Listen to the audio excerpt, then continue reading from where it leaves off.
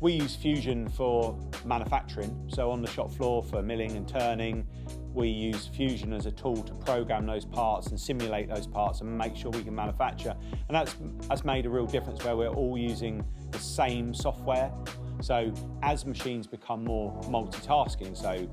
milling comes to turning and turning comes to milling, that actually we can merge those skills, where before it was very turning focused, very milling focused, but actually for us now, we want to be milling parts on a lathe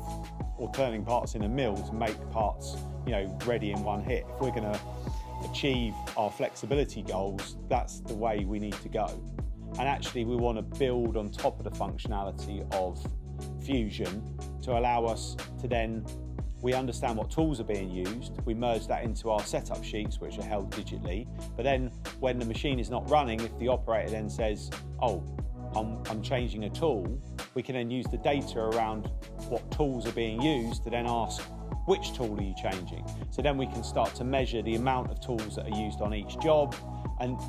start to really build a rich data set which will help us better understand our business, better plan, better price, and really de-stress the manufacturing environment. The accessibility of Fusion on the shop floor has allowed a few of our millers who want to try and improve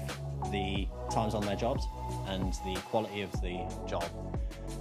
With the use of Fusion and allowing the millers on the shop floor to be able to have that creative freedom to try new bits and bobs, we were able to design a jig that would be able to hold multiple parts for the same assembly and then machine it within a batch. So it drastically cut down on the setting time for each one of those parts. This was all done in-house and only really possible through Fusion.